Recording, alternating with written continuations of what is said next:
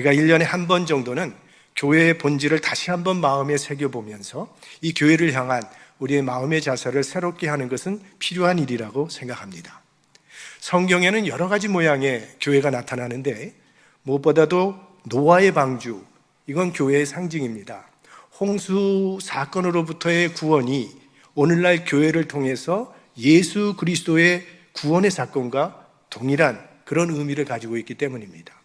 아브라함과 이삭과 야곱과 같은 이 족장을 중심으로 이루어진 가족 공동체를 우리는 족장교회라고 부르는 것이고, 또 출애굽한 이스라엘 백성들이 광야에서 하나님의 명령대로 지키며 생활하던 그것을 광야교회라고 부릅니다.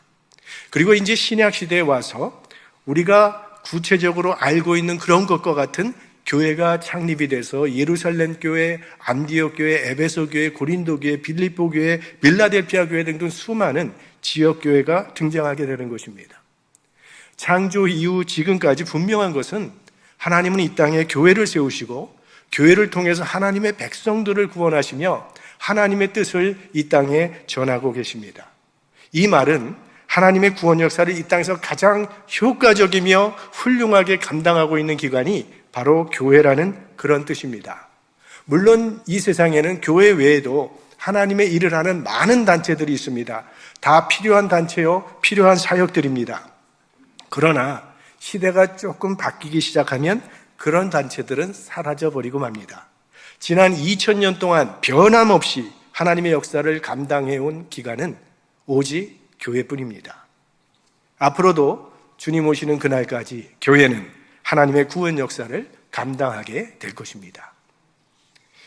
어느 날 예수님께서 제자들에게 물으셨습니다. 사람들이 인자를 누구라 하느냐 했더니 여러 가지 대답이 나왔습니다. 더러는 세례 요한, 더러는 엘리야, 예레미야나 선지자 중에 하나나이다. 이 대답은 예수님을 굉장히 높이 평가한 것들입니다. 왜냐하면 이 사람들은 다 민족의 길잡이가 되었던 선지자들이기 때문입니다. 하지만 예수님께서는 그 대답에 만족지 않으십니다. 그리고 다시 제자들에게 물어보시죠. 너희는 나를 누구라 하느냐? 이때 사도 베드로가 아주 유명한 신앙 고백을 합니다. 우리 다 같이 나의 신앙을 담아서 함께 고백해 보길 바랍니다. 주는 그리스도시요 살아계신 하나님의 아들이시니이다. 그리스도란 기름 부은 자라는 뜻으로 메시아, 즉 구세주를 의미하는 것입니다. 그리고 하나님의 아들이란 하나님의 속성을 가지고 계시다, 하나님과 동등하다라는 그런 의미입니다. 우리 예수님의 생애 가운데 아마도 가장 기뻤던 순간이 바로 이 베드로가 이 신앙을 고백했을 때라고 생각을 합니다. 왜냐하면 예수님께서 하늘 보좌를 버리시고 이 땅에 오셔서 제자들을 부르신 이유는 바로 이 진리를 그들에게 가르쳐 주시고 이 진리를 믿게 하기 위한 것이었기 때문입니다. 그래서 베드로의 고백을 듣자마자 예수님은 즉시 교회 창립을 선언하십니다. 내가 이 반석 위에 내 교회를 세우리라. 성경에 처음으로 교회라는 단어가 이때 등장하게 됩니다. 그러면 예수님께서 말씀하신 이 반석 위에 세운 교회란 어떤 교회를 말하는 것일지 생각을 해보기 원합니다. 오늘 본문에 나오는 대로 주님께서 교회를 세우실 때 의도하셨던 그 교회의 본질을 그대로 잘 지키는 교회, 그 교회가 반석 위에 세운 교회입니다. 그럼 주님께서는 무슨 의도를 가지고 어떤 교회의 본질을 생각하시고 우리에게 교회를 허락해 주셨는지, 이 교회의 본질이 무엇인지를 한 4가지 정도로 생각해 보려고 합니다. 첫째는 예수를 구주로 고백하는 신앙 고백이 분명한 교회가 반석 위에 세워진 교회입니다. 교회가 세워지려면 반드시 필요한 것이 있습니다. 건물은 있을 수도 있고 없을 수도 있습니다. 공원에서 시작할 수도 있는 거고 어느 집 다락방에서도 교회를 시작할 수 있습니다. 목사 없어도 상관없습니다. 교인들끼리 모여서 교회 시작할 수 있고 교인들 하나도 없어도 관계없습니다. 목사 혼자서 시작할 수도 있습니다. 그러나 베드로의 신앙 고백만은 반드시 있어야 됩니다. 주는 그리스도시요 살아계신 하나님의 아들이시니이다. 이 고백이 없으면 교회는 성립되지 않습니다.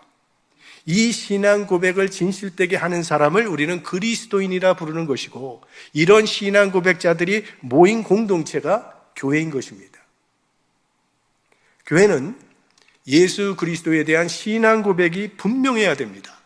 그래서 교회는 늘 교인들에게 이 신앙 고백을 계속 확인하는 것이고, 계속 이 신앙을 고백하게 하는 것입니다. 왜냐하면 예수님에 대한 바른 신앙 고백이 천국문을 여는 천국 열쇠가 되기 때문입니다.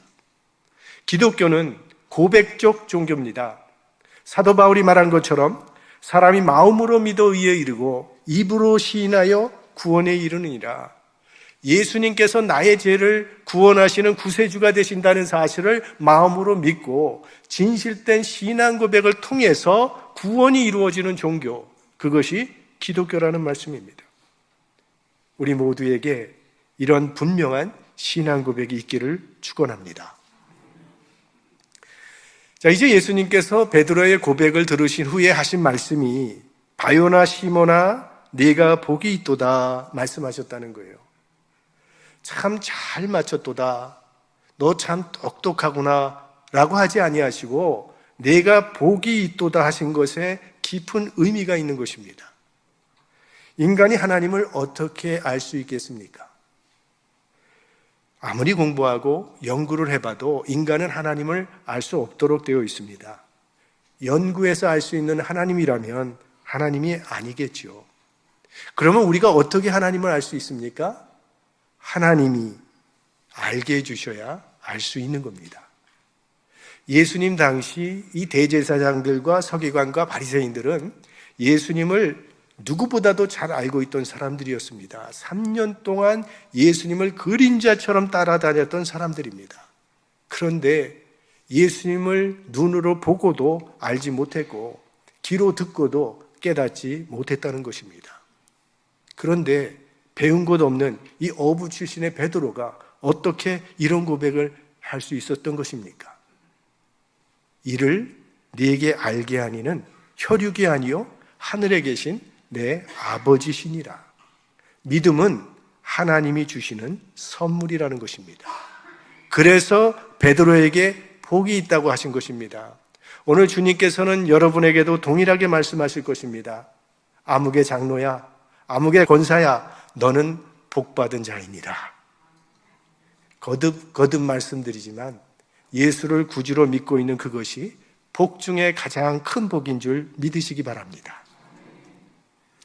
두 번째로, 예수가 구주 되심을 땅끝까지 선포하는 교회, 그 교회가 반석 위에 세운 교회입니다.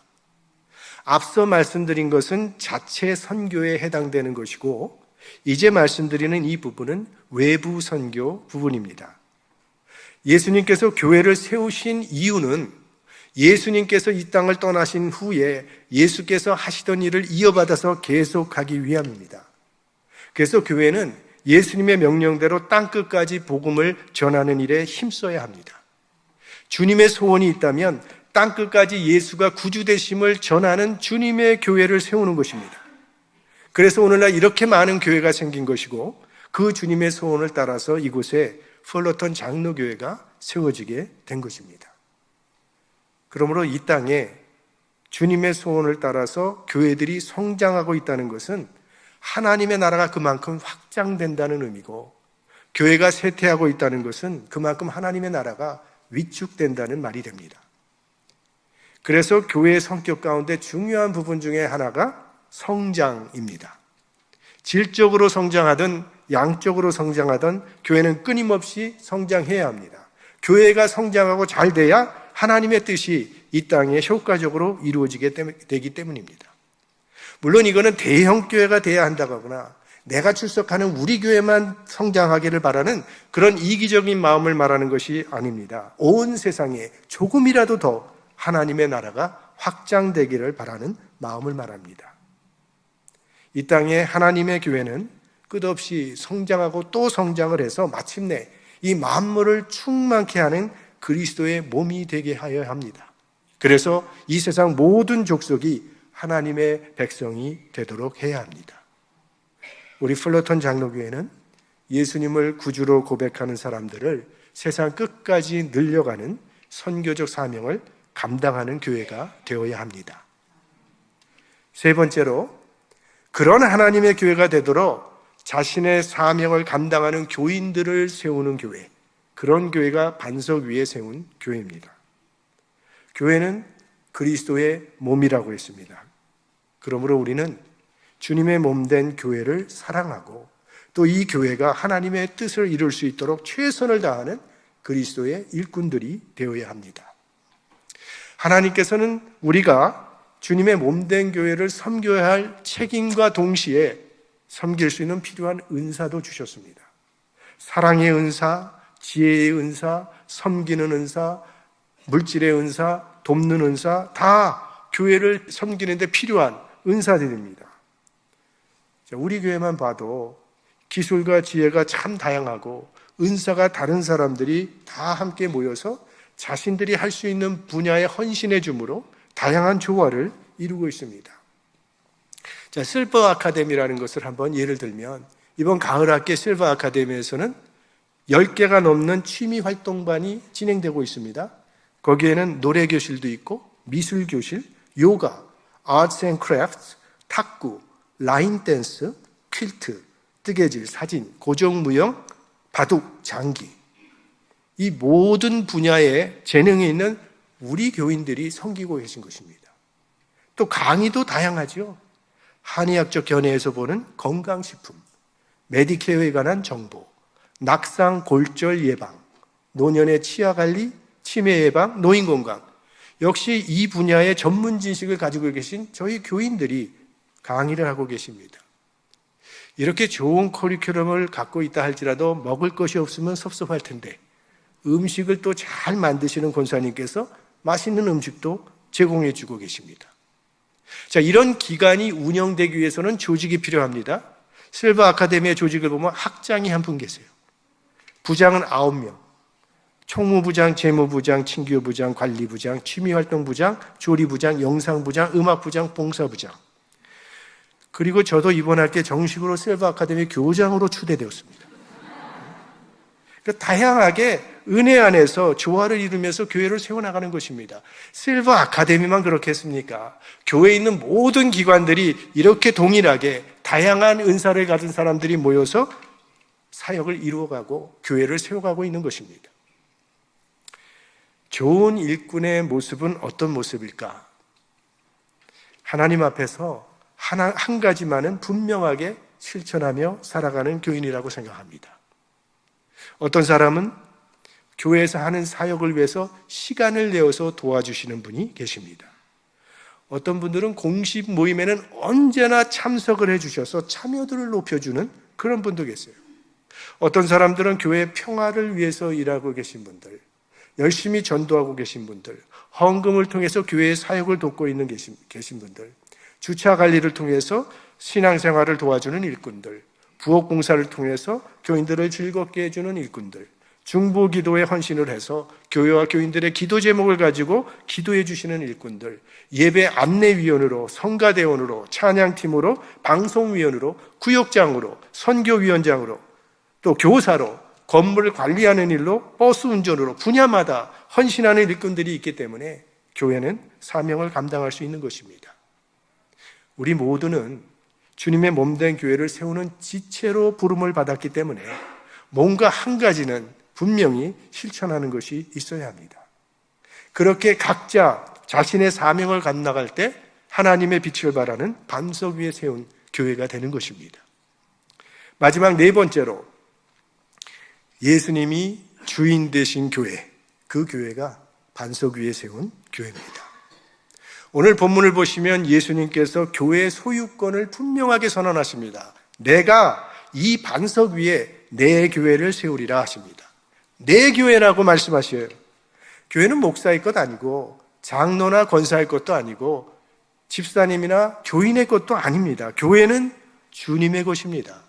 그리고 이 교회의 머리는 예수 그리스도십니다. 우리 몸의 구조는 온 몸이 우리 머리를 받들고 보호해주고 있습니다. 사고가 날 때 다른 곳은 좀 다치더라도 머리는 다치지 않도록 본능적으로 보호를 합니다. 왜? 머리를 다치게 되면 몸이 제 기능을 할 수 없기 때문에. 머리는 몸의 지시를 내리는 기관입니다. 그래서 머리가 손아, 손뼉 쳐, 봐라, 걸어가. 그러면 몸은 머리에서 받은 지시대로 손뼉을 치고 걸어가는 것이죠. 머리가 지시하는 대로 움직이지 않는 몸은 이거는 병든 몸입니다. 똑같은 원리로 교회는 머리 대신 주님의 뜻을 잘 받들어야 합니다. 그래서 교회는 이 주님의 뜻을 받들기 위해서 내 마음과 내 자존심을 희생시켜야 하는 것입니다. 일전에도 말씀을 드린 것 같은데 미국 교회는 비교적 잘 다투지도 않고 갈라지지도 않는데 한국 교회는 비교적 다투기를 잘하고 분열이 심해요. 미국 사람들 회의하는 걸 보십시오. 그들은 회의할 때 의견을 내어놓는데 한국 사람들은 목숨을 내어놓습니다. 그래서 내 의견에 반대하는 사람은 다 원수가 되어버리는 거예요. 그래서 교회 문제가 생길 때 가장 큰 문제는 이 자기 중심적인 생각, 이것이 교회를 어렵게 한다는 거죠. 예수 그리스도께서는 십자가가 다가왔을 때 나의 원대로 마옵시고 아버지의 원대로 하옵소서 기도하셨습니다. 교회를 섬길 때 나의 뜻, 나의 고집, 나의 자존심, 이거 버릴 수 있어야 하나님의 뜻이 이루어진다는 사실을 기억해야 할 것입니다. 갈라디아서 2장 20절, 이 사도 바울의 고백이 우리의 고백이 되기를 원합니다. 우리 다 같이 한 목소리로 봉독하겠습니다. 내가 그리스도와 함께 십자가에 못 박혔나니 그런즉 이제는 내가 산 것이 아니요 오직 내 안에 그리스도께서 사신 것이라. 이제 내가 육체 가운데 사는 것은 나를 사랑하사 나를 위하여 자기 몸을 버리신 하나님의 아들을 믿는 믿음 안에서 사는 것이라. 우리 모두는 그리스도와 함께 죽었고 예수 그리스도 안에서 새로운 피조물로 태어난 사람들이에요. 우리의 옛사람이 꿈틀거리지 못하도록 십자가 앞에 우리의 자아를 내려놓아야 합니다. 그래야 하나님의 의가 살아나게 되는 것입니다. 교회에는 나의 얼굴이 나타나서는 안 되고 주님의 얼굴이 나타나야 합니다. 주님의 이름만이 높임을 받으셔야 합니다. 그래서 교회를 찾아오는 사람들마다 주님을 만날 수 있는 축복의 장소가 되어야 합니다. 이제 우리는 우리 주님의 살과 피를 기념하는 성찬에 참여하게 됩니다. 이곳에 플러턴 장로교회를 세워주신 우리 주님의 뜻이 이루어질 수 있도록 주님의 몸된 교회를 사랑하며 헌신할 것을 다짐하는 마음으로 이 성찬에 참여하시기를 교회 머리 대신 예수 그리스도의 이름으로 축원합니다.